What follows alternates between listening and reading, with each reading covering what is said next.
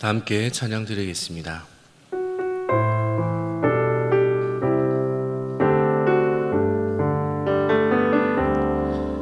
전능하신 나의 주 하나님은 능치 못하신 일 전혀 없네. 우리의 모든 간구도 우리의 모든 생각도 우리의 모든 꿈과 모든 소망도 신실하신 나의 주 하나님은 우리의 모든 괴로움 바꿀 수 있네. 불가능한 일 행하시고 죽은 자를 일으키시니 그를 이길 자 아무도 없네. 주의 말씀 의지하여 깊은 곳에 금을 던져 오늘 그가 놀라운 일을 이루시는 것 보라. 주의 말씀 의지하여 믿음으로 금을 던져 믿는 자에게 능치 못함 없네. 주의 말씀 의지하여 깊은 곳에 금을 던져 오늘 그가 놀라운 일을 이루시는 것 보라. 주의 말씀 의지하여 믿음으로 금을 던져 믿는 자에게 능치 못함 없네. 이 시간 믿음으로 함께 기도하실 때 기도문을 함께 읽으시면서 우리 읽으신 후에 함께 기도하겠습니다. 6월 29일에 입법 예고된 포괄적 차별금지법안을 막아주셔서 인권과 평등이라는 이름으로 포장되어 있지만 동성애, 동성혼 등을 옹호하고 오히려 교회와 국민들을 역차별하는 차별금지법의 악한 의도가 드러나게 하시고 나라와 이 시대를 지키고 교회와 다음 세대를 지킬 수 있도록 포괄적 차별금지법 제정을 막아주셔서 차별금지법뿐만 아니라 교회를 무너뜨리려고 하는 모든 악한 시도들이 무너지게 하시고 이 나라와 이 민족이 오직 하나님만 예배하는 제사장 나라가 되게 하소서. 함께 통성으로 기도 제목 가지고 통성으로 기도합니다. 하나님 아버지, 이 시간 포괄적 차별금지법안을 막아주시기 위하여 이 시간 기도합니다. 6월 29일 입법 예고된 이 포괄적 차별금지법안을 막아주셔서 인권과 평등이라는 이름으로 포장되어 있지만 동성애, 동성혼 등을 옹호하고 오히려 교회와 국민들을 역차별하는 이 차별금지법의 악한 의도가 드러나게 하시고 나라와 이 시대를 지키고 교회와 다음 시대를 지켜갈 수 있도록 포괄적 차별금지법 제정을 막아 주옵소서. 은혜를 내려 주옵소서. 차별금지법뿐만 아니라 교회를 무너뜨리려고 하는 모든 악한 시도들이 무너지게 하시고 이 나라와 이 민족이 오직 하나님만을 예배하는 제사장 나라가 되게 하옵소서. 6월 29일에 입법 예고된 포괄적 차별금지법안을 하나님 막아 주셔서 인권과 평등이라는 이름으로 포장되어 있지만 동성애, 동성혼들을 옹호하고 오히려 교회와 국민들을 역차별하는 이 차별금지법의 악한 의도가 드러나게 하시고 나라와 이 시대를 지켜주시며 교회와 다음 세대를 지켜갈 수 있도록 포괄적 차별금지법 제정을 막아 주소서. 차별금지법뿐만 아니라 교회를 무너뜨리려고 하는 모든 악한 시도들이 무너지게 하시고 이 나라와 이 민족이 오직 하나님만을 예배하는 제사장 나라가 되게 하여 주옵소서. 이렇게 응답하여 주시기를 소망하며 예수님의 이름으로 기도합니다. 아멘. 함께 보실 하나님의 말씀은 신약성경 누가복음 5장 3절에서 8절까지의 말씀입니다. 신약성경 누가복음 5장 3절에서 8절 말씀 우리 함께 한 목소리로 함께 봉독하겠습니다. 예수께서 한 배에 오르시니 그 배는 시몬의 배라. 육시에서 조금 뛰기를 정하시고 앉으사 배에서 무리를 가르치시더니 말씀을 마치시고 시몬에게 이르시되 깊은 데로 가서 그물을 내려 고기를 잡으라. 시몬이 대답하여 가로되 선생이여 우리들이 밤이 맞도록 수고를 하였으되 얻은 것이 없지만은 말씀에 의지하여 내가 그물을 내리리다 하고 그리한즉 고기를 메운 것이 심이 많아 그물이 찢어지는지라. 이에 다른 배에 있는 동물을 손짓하여 와서 도와달라 하니 저희가 와서 두 배의 채움에 잠기게 되었더라. 시몬 베드로가 이를 보고 예수의 무릎 아래 엎드려 가로되 주여 나를 떠나소서 나는 죄인이로소이다 하니. 아멘. 할렐루야. 하나님이 주시는 기쁨이 삶에 늘 충만하시기를 소망합니다. 우리 그리스도인들에게 최고 행복한 날은 마음껏 쉴 수 있는 휴일이 아니라 하나님의 은혜 속에 살아가는 그날인 줄을 믿습니다. 날마다 하나님의 은혜로 참된 행복을 누려갈 수 있는 성도님들이 모두 되시기를 축복합니다. 성도 여러분, 하나님의 은혜를 우리가 날마다 누려가기를 원하는데요. 그러면 어떻게 하면 우리가 하나님의 은혜를 날마다 경험하는 삶을 살아갈 수가 있을까요? 하나님의 은혜를 누려가기 위해서 우리에게 필요한 것은 무엇일까요? 하나님의 은혜를 날마다 우리가 누려가기 위해서 또 그 은혜를 누리기 위해서 우리가 구하고 나아갈 때 그 은혜를 누리게 되면 우리의 삶에는 어떤 변화가 일어나는 것일까요? 한번 말씀을 준비하면서 제 삶을 한번 돌이켜 보았습니다. 하나님의 은혜 속에 살아가기를 원하는 갈망이 제 삶에 있는데 한번 돌이켜 보니 내 힘과 내 의지와 내 노력으로 살아가려고 할 때가 너무나 많았던 것 같습니다. 하나님의 도우심을 구하며 하나님을 의지하는 삶을 살기보다는 내 지식과 내 경험을 의지할 때가 너무도 많았던 것을 봅니다. 그래서 하나님의 은혜를 경험하지 못하고 살아가니 점점 그 하나님의 은혜에서 멀어져가는 삶의 모습이었던 것을 보게 되었습니다.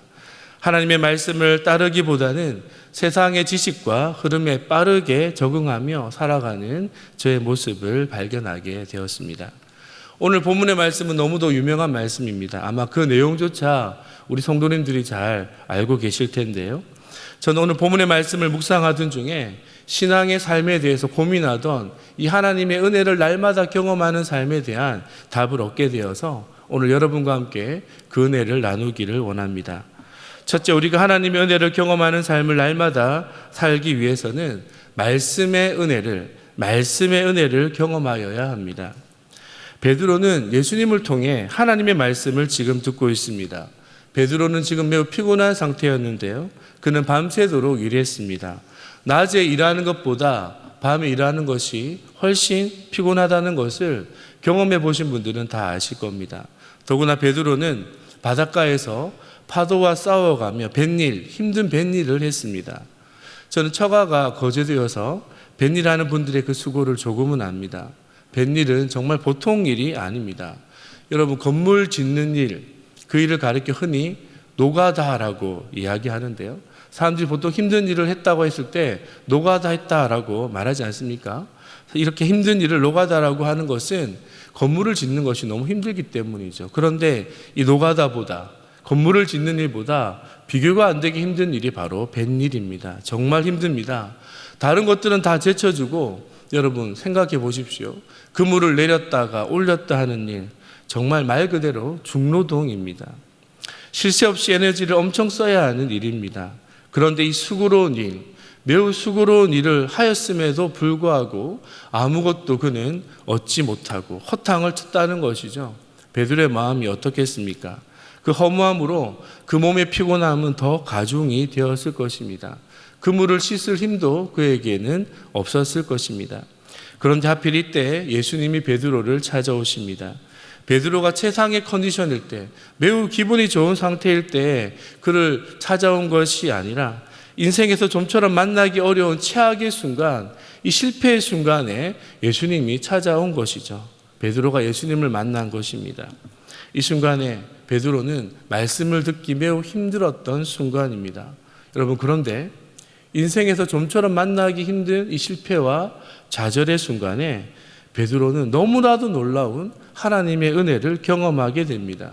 그때 그가 말씀을 듣게 되었고 말씀을 따라 순종하게 되었을 때 놀라운 하나님의 은혜를 그는 눈으로 직접 경험하게 된 것이죠. 사랑하는 성도 여러분, 우리의 삶에 있어서 하나님의 말씀을 들을 수 있는 때는 언제입니까? 하나님의 말씀을 듣기에 좋은 때가 따로 있는 것이 아니라 우리의 모든 순간은 하나님의 말씀을 들을 수 있는 때입니다. 그러기에 하나님의 말씀을 들을 수 있다는 것 그 자체가 바로 은혜인 줄을 믿습니다. 하나님께서 우리의 길을 열어주시고 우리의 마음을 열어주시면 우리의 컨디션, 환경, 어떤 조건인지 모두 상관없이 그 가운데 하나님의 말씀이 임하게 되고 하나님의 말씀의 은혜를 경험하게 되면 우리의 삶에 놀라운 기적이, 놀라운 변화가 일어나게 되는 것입니다. 히브리서 4장 12절 이렇게 기록합니다. 하나님의 말씀은 살았고 운동력이 있어 좌우의 날선 어떤 검보다도 예리하여 혼과 영과 및 관절과 골수를 찔러 쪼개기까지 하며 또 마음의 생각과 뜻을 감찰하나니. 할렐루야. 은혜가 무엇입니까? 말씀을 받는 것이 은혜입니다.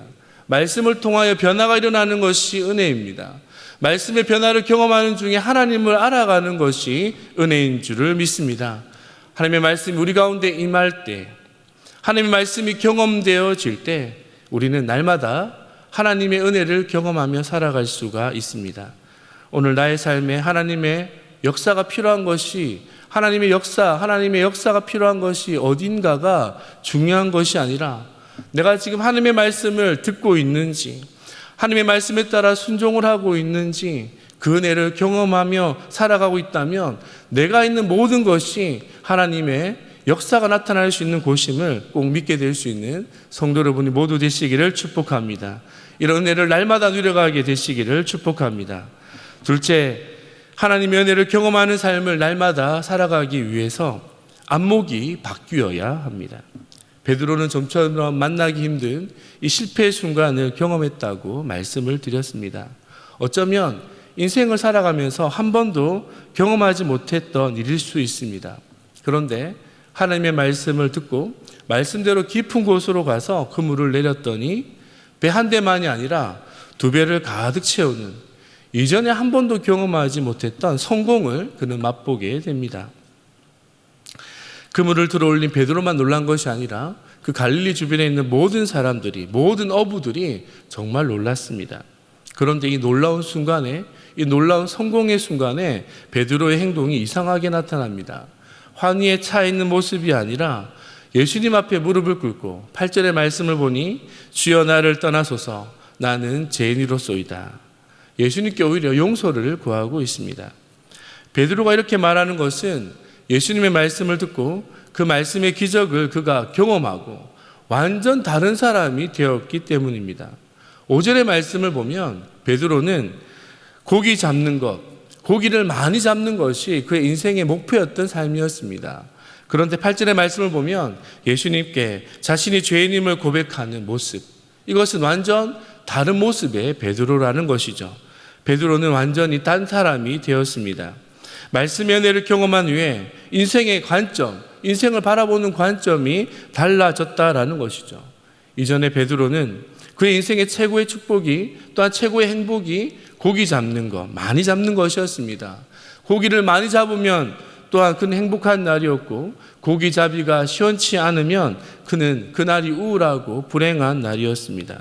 그런데 예수님을 만나고 그 은혜, 그 말씀의 은혜를 경험하고 나니 그 많은 고기, 평생 붙들고 살았던 그 고깃배, 그물, 그 모든 것을 버려두고 예수님을 따르는 결정을 하게 되었습니다.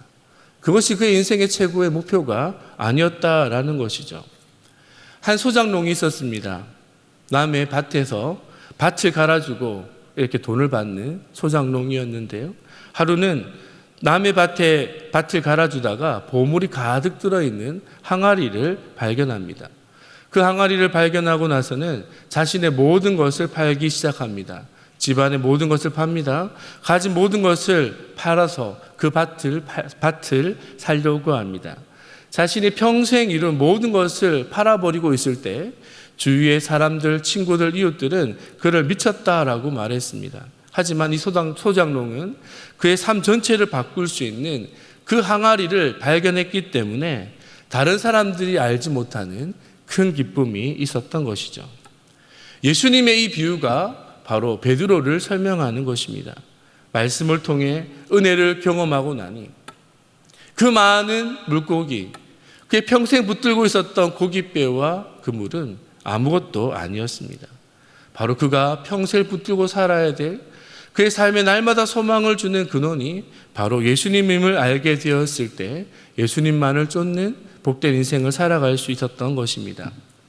코로나19가 위기라고 말하지만 어떤 미래 경제학자는 오히려 새로운 시대를 열 수 있는 기회가 될 것이라고 말합니다. 유럽을 휩쓸었던 패스트, 또 스페인 독감, 이 모든 것이 새로운 사회 질서를 만드는 변화를 이루었듯이 코로나19도 새로운 사회 질서를 만들어낼 것이라고 말합니다.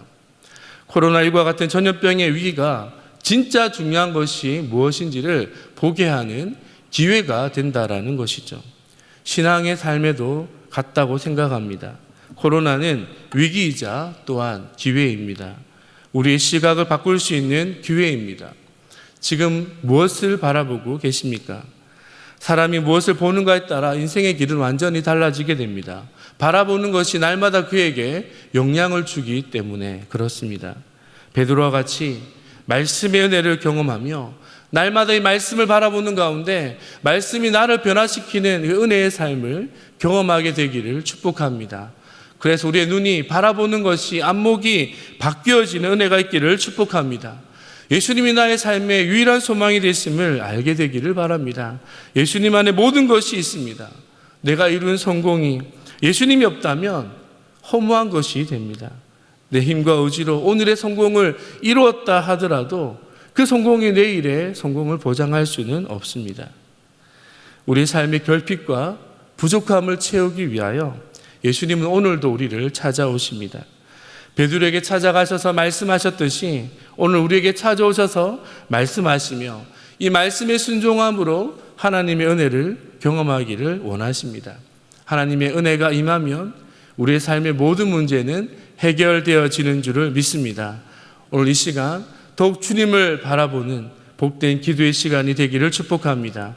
주님께 시선을 고정하며 베드로가 누렸던 이 말씀의 은혜의 기쁨, 말씀을 통하여 변화되어 그 안목이 바뀌어졌던 이 기쁨을 누릴 수 있는 성도 여러분이 모두 되시기를 축복합니다.